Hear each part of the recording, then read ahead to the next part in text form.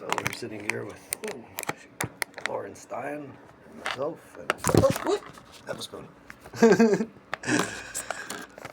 Never attacked anybody with a spoon before. First for everything. Yeah, especially not a plastic spoon. Most dangerous of all attack swords. I know, right? And then Koch's in the background there, but apparently he's already been interviewed. So this is basically just me and Lauren. She does improv, by the way. So anybody want to check her out? She's got a couple of websites and posts and stuff. She's an interesting person. Thank you. I've never had the table turned on me this way. I show up to interview someone and he's interviewing. It's not an interview. I'm recording our interview. Okay. I'm introducing you. How long are your videos usually? They range. The YouTube videos are anywhere over 2 minutes.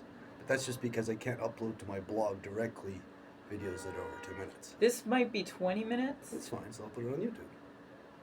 Usually I do 1 minute videos, WhatsApping myself, and then they go straight on my blog. But anything over a minute and a half, 2 minutes, I have to put on YouTube because it's too much to upload directly to my blog. Okay. So the internet is going to get face full of this. Are you ready for me to start my interview? Yeah, go for it. This is great. Part 2. Any minute now, Koach is going to start recording, and it'll be a meta, and then there'll be like a live stage, and okay. Are we breaking the fourth wall here? Never. Okay. I'm a clown. I don't break walls. Okay. Especially not in Israel because they're all made of stone. Oh my God. And If it was back in Toronto, they're all made of drywall. You just one light tap. Really easy. Yeah. I'm downright amazed at how much I can destroy with just a hammer. Do you know that musical reference? No. Okay, I was impressed. You know Black Box Recorder, but you don't know Adam and his package. I'm gonna stop now. We're gonna start recording. Okay. Next level. Hello. Hi. Hi. Here I am with Ben Silver. This is a recording within a recording. While I'm doing audio, he's doing video. He just introduced me, and now I'm introducing him. It's very meta. It's a very interesting interview. It hasn't even began. So I like to start with how I know somebody. And my story of meeting Ben Silver is kind of magical. Really? Yeah. Okay. Like, what are the odds that we met? So I'll tell the story, my version. Maybe then you can tell your version. Okay. I had heard it was a thing to go to the Kotel for 40 days and that all your dreams will come true. So what happened is on the stairs, I saw, I guess, somebody wearing a Canada hat. I think that's what it was. Might have been. Do you own a baseball cap to. that has I Canada? used to. So then this story checks. And I said, oh, wow. Somebody who's heard of Canada. That's a rarity in Israel. And I have a Canadian flag in my bag. It was in your, I didn't even see it, but all I must have inferred from the hat. And so I stopped and chatted, and we had good conversations, good flow. Yeah. So 2 things came out of my 40 days at the Kotel. One is I moved in with Ricky into Nachlaot, and the other is I met Ben Silver. Is she Canadian? So technically her father is, Okay. so she identifies as Canadian. Okay. I don't know who Ricky is. As far as I know, I've never met her. You might have met her. Maybe. So I'm just very excited, and I've mentioned you on my blog before, but so Ben has his own blog and apparently YouTube channel, which gets more views sometimes than my blog, Not often. Usually it's like 2 to 10 views. but sometimes it's 600. Yeah, once. One time 600, one time 300, one time like 100. It's rare. Usually like 2 and 10. Okay, the algorithms do whatever they want. Yeah. Okay, so let's get back to it. Where were you born? Branson Hospital by Finch and Bathurst. Branson Hospital, Finch, because I feel it sounds like Brampton, but it's not. It's No. Branson. Okay. It's North York. Yeah. Yeah. That's so interesting. I was born in North York. Where? Like, the hospital was like Leslie. In Shepherd? Yeah. General Hospital? North York General North Hospital. York General. Huh? Yeah. It's great. I've walked back from You there. were born on the That's TV a long show. Huh? walk. General Hospital's a TV show? It used to. I don't know if it still is. We have Koach in the background. Luke and Laura, and what was the name of their kid? Yeah. But was it North York General Hospital? No, it was just called General Hospital. They were based in New York. Ugh. New York, not North York, so the inferior version. Okay. So we know where you were born, Finch and Bathurst, which is properly Toronto. I mean, I want to clarify because this is an interesting fact. This is exciting. I do feel like I'm being interviewed because this is what I would say if someone were interviewing me. At the time of my and your birth, North York was a separate city that was not Toronto. Really? You didn't know that? No. The mega city happened in the 90s, I think 96, where 6 independent cities became... Talking about Etobicoke and Scarborough and Mississauga. Not Mississauga, that's still a separate I city. don't know. But yeah, York, or Toronto as it was renamed, I don't know, 150 years ago. I was a tour guide, so I knew the exact date at one point. So it was, Toronto was York, so North York and East York. I don't know if there's a West York, but you get the drift. We're not in England, but, you know, British people created Canada to colonize it and turn it into, and name places after people. Back to point. Okay, so you're born in North York. This is the start of your story. Then what happened? Next day. No, just kidding. I don't know. I have no idea. So you were, Sometime in the first week or so, I was issued a birth certificate. so you were raised in an Orthodox family. Yeah.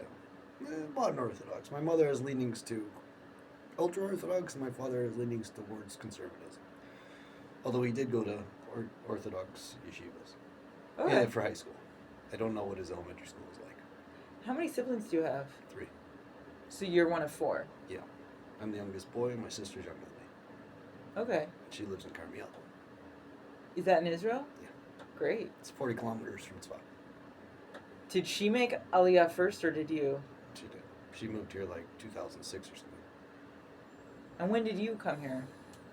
The first time, the last time, To move, to live here? 2018.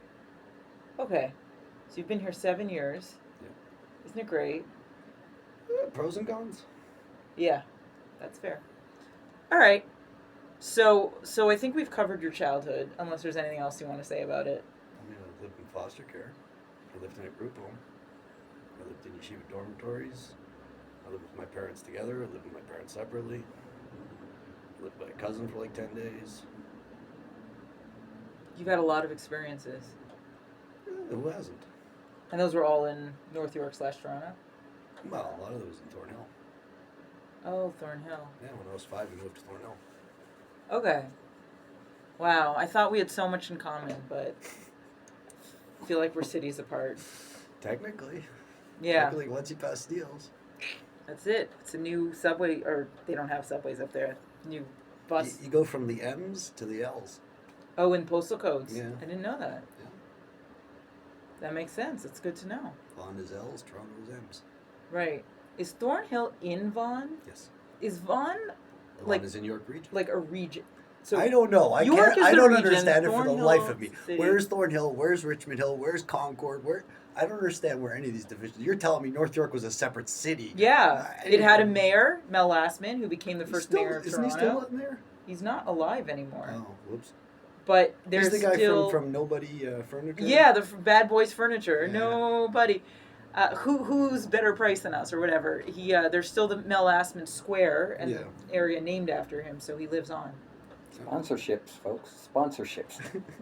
Do they still exist? That furniture store? I don't actually know. I don't know.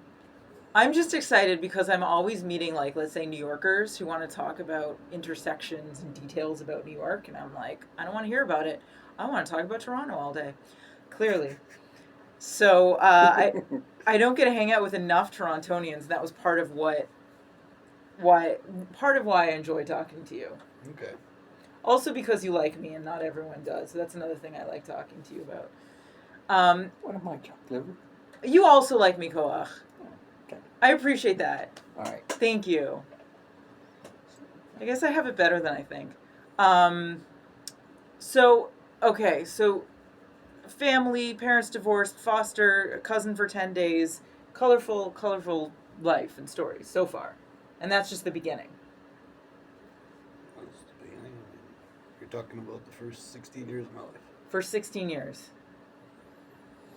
I want to make sure that the camera can pick up everything you're saying, so. The camera? The audio. Oh, yeah. Sorry, my voice is a little bit hoarse right now. I don't know why. Yeah, you sound different from how you normally sound. Yeah, I went through about an hour of this last night. Of what? Being interviewed? No, being hoarse. Oh, you're a horse now. Yeah. I thought you were a I'm human. Ed the horse. What? Ed the horse. You're Ed, though. You're talking Ed. Yeah, I'm talking Ed. He's not from Toronto. As opposed to, what was that puppet from Ed the Sock. Ed the Sock? Much There you go. music. I had the CD. I probably still have it. Colin likes to watch Education. He doesn't know about the TV shows that was on Friday nights at 11:30. Yeah, and you know he recorded his own song. Ed the Sock. Yeah, not his song. I think it was a Billy Joel cover of "I Might Be Crazy." I don't know. I only watched that show for one reason. The girls. Okay, two reasons. I watched it because of the girls, and because it was Friday night at 11 o'clock, and I didn't know what the fuck to do with myself. Because you weren't keeping Shabbat at that time. Yeah, Are you keeping Shabbat now? somewhat. So it's been a journey. It's always a journey. Life is a journey. How did you end up on the stairs in the old city? I spent 6.5 years hanging around a Russian crowd in Toronto, somewhat Chabad, somewhat not. And it just dawned on me one day that my life was going nowhere. I wasn't meeting any women to date. I wasn't getting any job offers. My efforts to make an income were going nowhere. And I said, Israel, I'm going to go be homeless in Jerusalem and pray for miracles. That was the plan. That was the plan. Were you homeless in Toronto? No, I spent one night. When I came back from yeshiva in 2012, I took the overnight bus Thursday night, and I came back Friday morning, and I went to one of the rabbis for the meal Friday night, and he asked me if I wanted to stay by him because I didn't have anywhere, and I was too embarrassed to accept his hospitality. Plus, I didn't really think he had where to put me, and so I spent that night in a park. Other than that, I'd never. I mean, there are many times I've been kicked out of places and didn't know where to go, but somehow managed to find a place before nightfall. But that was the first time I'd ever actually slept out other than camping. And you liked it? No, the park bench I found was way too small and way too uncomfortable. But it was enough to make you say, I want to experience homelessness. Well, I mean, that was six and a half years later, 6 years later, 6.5 years later. And I was like, I need some miracles. And where else can I hope for miracles other than Jerusalem, ostensibly near the Kotel, Western Wall, ostensibly our holiest place in the world. Right. Universe. And I assume that miracles happened. I mean, there have been some very interesting occurrences. I wouldn't say there have been miracles. It's a matter of labels, whether we call it a miracle or not. Well, my finances have not dramatically improved. My dating life is still in the toilet. I still don't have citizenship here after 7+ years. I still don't have proper health care. But some interesting things have occurred. I'll give you an example. The first Rosh Hashanah, I went up to Meron. And I pitched my tent in a park there. And as I'm about to go up to the grave, to the And just to clarify, Meron is a city or an area up north where there are kevarim or graves of... Rashbi and a bunch of other great rabbis from the Talmud. So as I'm finishing putting up my tent and I'm about to go up to the Rashbi, somebody calls out, "Hey, Silver!" I'm like, the voice kind of sounds familiar, but I don't know who it is. He says, "I was at your bris!" And he recognized you from your bris? I imagine you look different. It was like, what the hell? The only people I know are at my bris are family. So apparently I know his father. That's how his voice sounded familiar. But he apparently had been at my bris. So you knew his father and recognized him from Well, his that. voice. Wow, but you didn't know who he was. No. That's wild. Yeah. So that was one very interesting occurrence. And a few years ago, I was sitting on the steps, not where you saw me, but at the bottom. And I'm sitting there spacing out. And there's this girl. And she looks so familiar. I can't place it. And then I turn my head like 2 inches, and I'm like, holy shit, Tova Adler. This girl I had a crush on when I was 14, 15 years old. And the girl I'd been staring at and not thinking about was her daughter, who looked exactly the same as her when she was 14, 15. So those are like the two amazing, interesting occurrences that have happened in like the last 7 years. Wow. I mean, meeting you was very nice. I'm not denying that. Thanks for putting that on the list just because I'm in the room. Well, when people ask me why do I like Lauren, I don't know. There was this vibe. It was like I never had that vibe before. You know, it was just something about it, just amazing. You know. So, Thanks.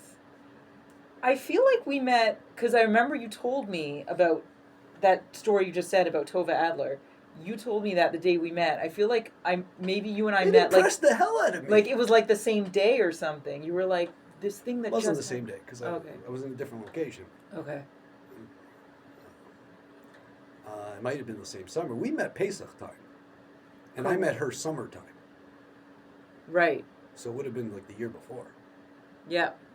And it was 2.5 years ago, I think. So then I met her like three plus years ago, or it could have been even 4 years ago. I don't know. It was just I never expected to see her again. Like There's- I knew her as a teenager, and other than that, my first girlfriend, she showed me a photo of the two of them sitting on a bed in the dorm rooms where my first girlfriend had been in seminary. Other than that, I never Of the saw. mother and daughter sitting. No, of Tova and my first girlfriend. Okay.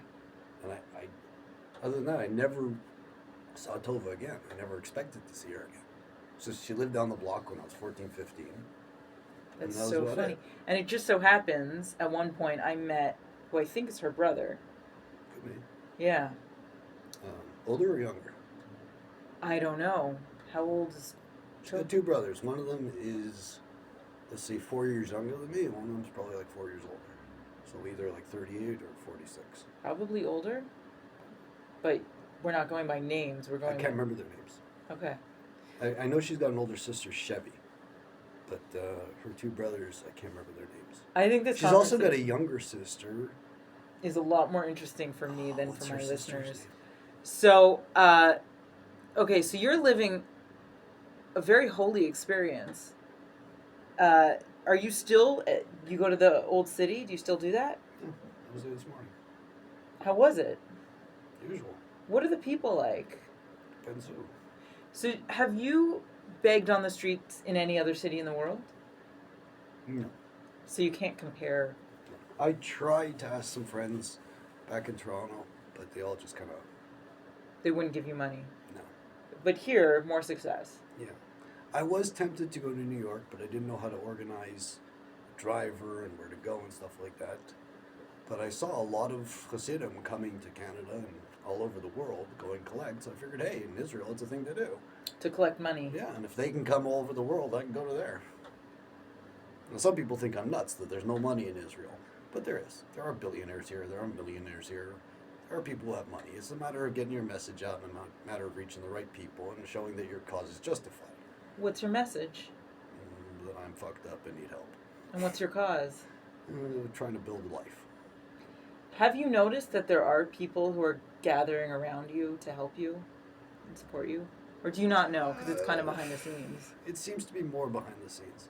Okay, because it's there. So I've been told, and I gauge it according to what I see as the results. I know you're not supposed to gauge according to the results, but that's... What is it like begging in the old city? Usually it's boring. It's like a day job.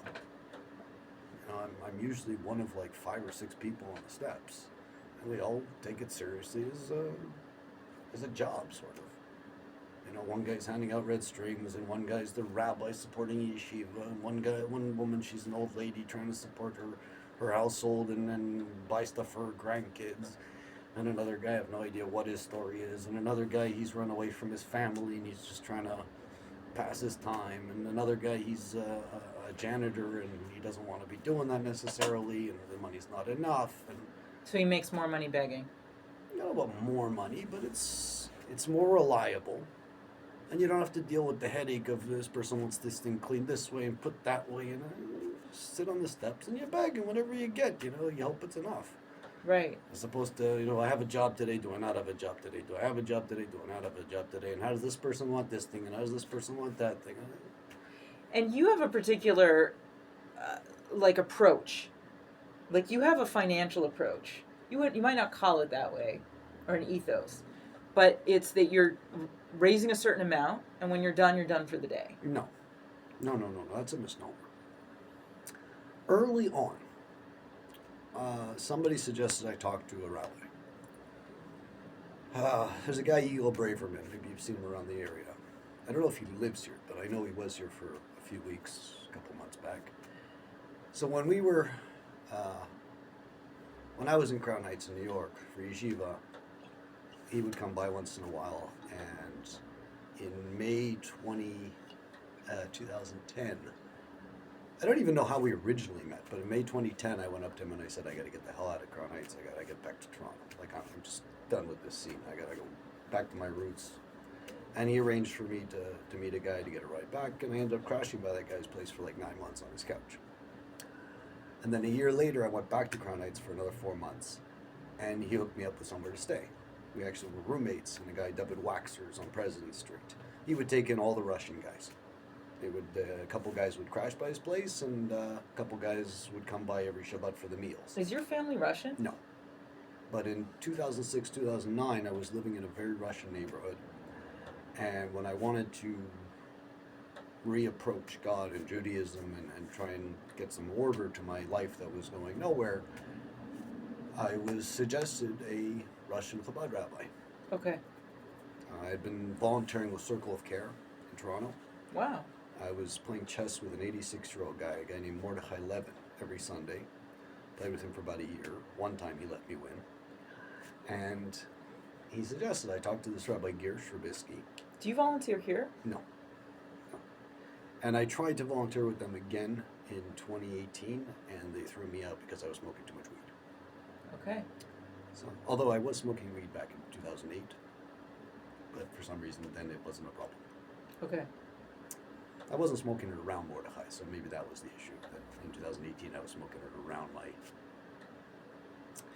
Anyways, so he suggested Rabbi Gersh Rabisky to speak to him regarding jobs and dating. And he also suggested another guy, Clem Bigzer, Rachamim Bigzer, just a guy of upstanding character to maybe seek as a role model.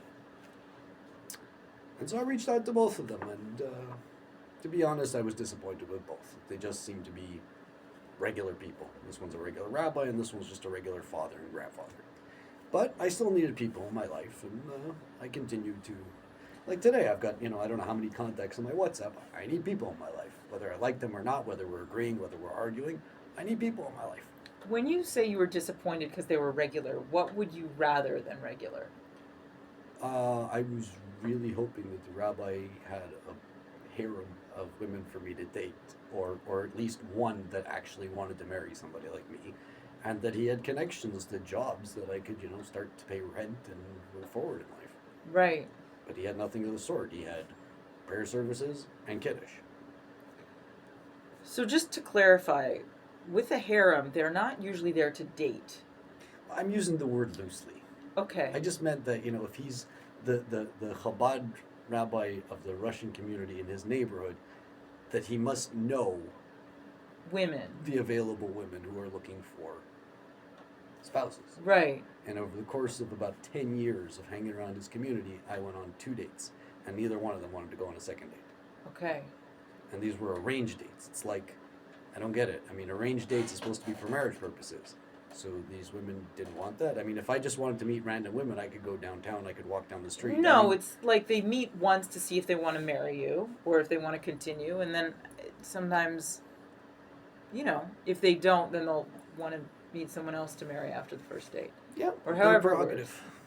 It doesn't, listen, it's not going well from what I know, like the majority of people. I shouldn't say the majority, but a lot of people, it doesn't work out. It's not just you. Yeah. Move the video a little bit further back. I don't think I'm quite in there so much. This way. Got to get our Hold on to pretty, it. pretty faces. Yeah. Okay. That's better. A while ago, I asked you a question. I don't even remember what you're answering right now. Okay. What did I ask? You asked, was it like a job?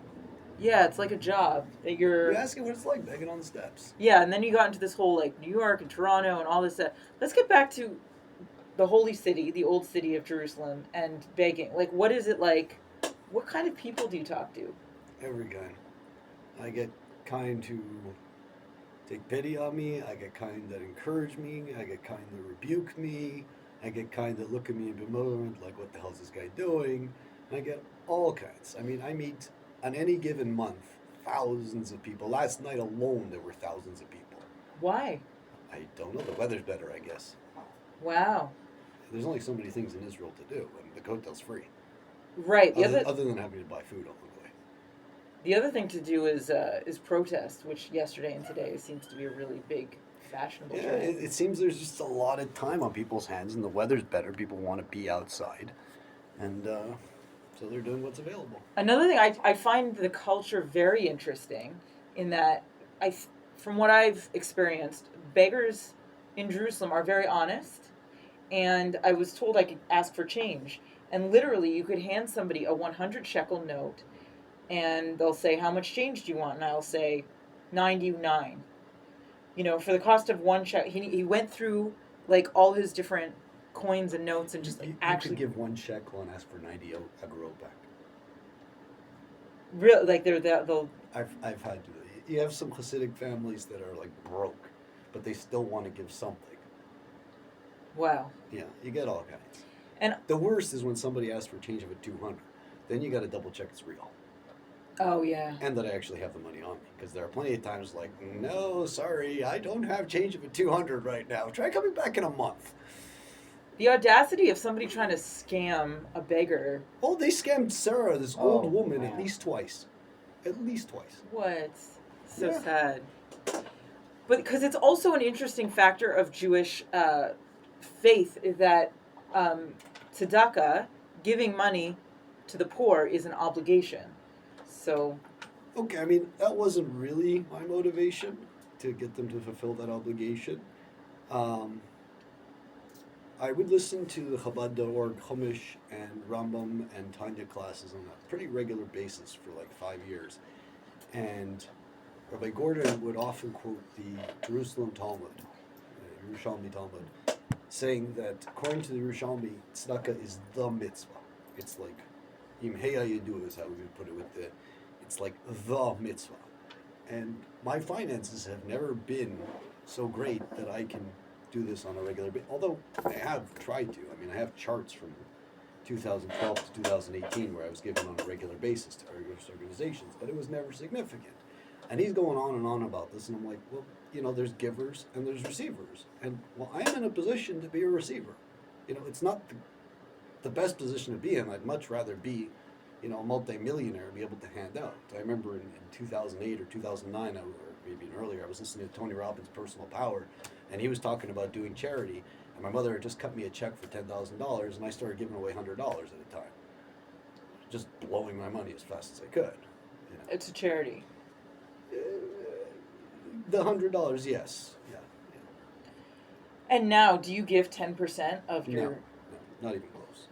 There was a time where I was very, very careful about it, but I have stopped being careful about it.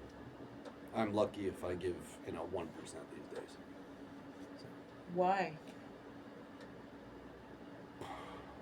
why? It's like asking me why I smoke. It's just easier.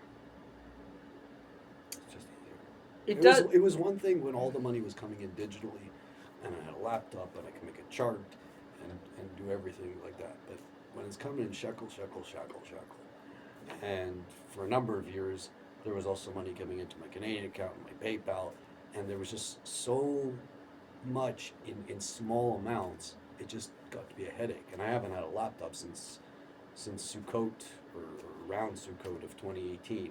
I can't even. I mean, technically, if I really wanted to, I could make a chart on my phone, but it'd be a pain in the ass. If I had a laptop, I could theoretically do it again. You could also just look at the end of the day at how much money you've made. Right. So no, I can't, because I spend money constantly. I take breaks and I spend 10 shekel. I spend breaks. I spend 40 shekel. I spend breaks.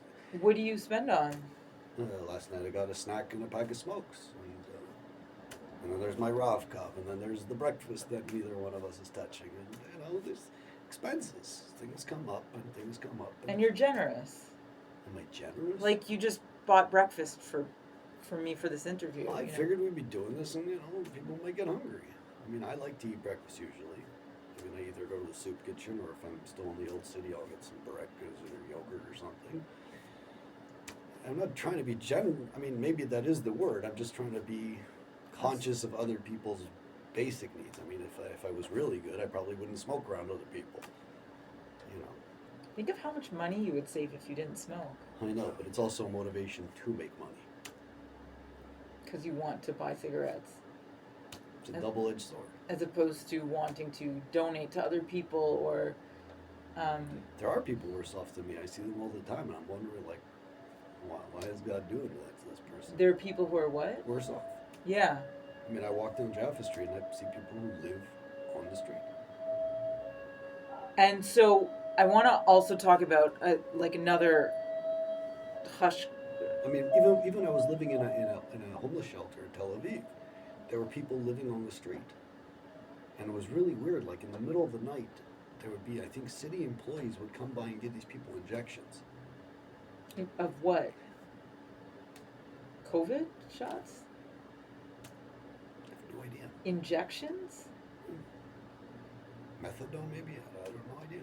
Did the people know? I have no idea. Were they asleep and they I were don't just... even remember. I just remember like going out for a smoke like 12 or 1 o'clock in the morning and seeing a bunch of people like lying on the sidewalk, and then like a city car would show up, and a male and a female would get out. What year was this? 2019, 2020. So before COVID. It might have been before, it might have been in the middle of. Okay. So I want to tell the story of when we first met. You were living in a yishuv called Adam. Okay, by my cousins. Yeah, so it's like just north of Jerusalem. And after my 40 days, we basically lost touch because I wasn't. That's not my fault. I email you, I SMS you, you don't respond. I'm not blaming you. I'm telling a story. Okay. Sometimes I respond, but sometimes I can't handle it. I'll be honest. But then, out of nowhere, 2 years later, I see you at my synagogue, and it was very exciting. Yeah. And it turned out you'd moved in with my friend Koach, and you're a fixture in my neighborhood. So I'm happy to see you around. And how do you like living in Nachlaot? I don't really live here. I kind of basically just sleep here. I met a British guy from Manchester this morning. He's like, "Where do you live?" I'm like, "Well, define living." I spend most of my time in the old city. I don't know if I want to live there per se, but that's where I work, and that's where my lunch soup kitchen is. And if they had a breakfast and a supper one, it'd be amazing. And if somebody offered me an apartment, I might be inclined. Especially if I had a wife. That wasn't my plan originally. I really don't care where I live. I can go back to Toronto if my finances are sorted and I got a wife and an apartment. Would I prefer to live in Israel? On some levels, and on some levels, I prefer Toronto. What do you prefer about Israel? It's Israel. That's all you have to say. Yeah. What do you prefer about Toronto? I spent 33 years of my life there.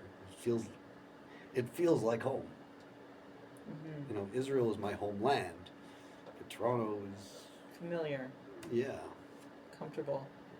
Sometimes, if things are sorted. If things aren't sorted, so then it's also strange. Right. Maybe one last thing I'll tell you is that a friend of mine who I mentioned you to said of you that you are a holy soul, you're a special person, and there's, I guess, more to you than meets the eye. Who is this person? I don't know if you'll recognize her name, Tammy or Tamar. What's her last name? Used to be Manor, now it's Eichenbaum. No idea who you're talking about. But she met you also in the old city when she made Aliyah I have no idea who you're from talking Toronto. about. No idea. But just so you know, you're a holy soul. I have no idea. You have a picture of her? Maybe later. Because I have literally no idea who you're talking about. There's only one Tammy that comes to mind, and that's a second cousin of mine. And I don't think that's her, because last time we spoke, she told me to fuck off. Well, maybe she also thinks you're a holy soul, but just said it in a different way. I don't think she thinks I'm a holy soul. I think she thinks I'm a perv. Okay. I'm going to move on from that story. And final question, is there any message you want to share with the world, or with our respective audiences?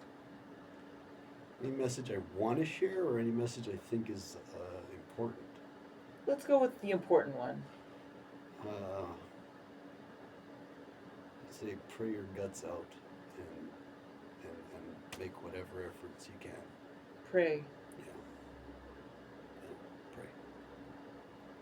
Is there anything people should pray for, or any reason to pray? Pray for success, pray for a good life, pray for health, pray for good friends, pray for wisdom. I would say, and I don't know whether you recognize this or not, but I think a lot of amazing things have also come your way. There are people who care about you and look out for you. And there have been a lot of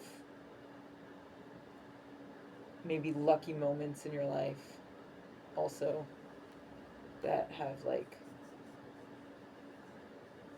brought you to amazing things. Can you give some examples? Well, like living here with Koach and getting to see me again. And just like, I would like to see you every day. that's very sweet. I'm just going to close off the interview and say thank you for agreeing to meet with me. I hope you enjoyed it, and Well, I'm enjoying that my anxiety has gone down. I'm happy to hear that. So, thanks. It's been a pleasure. All right, you too.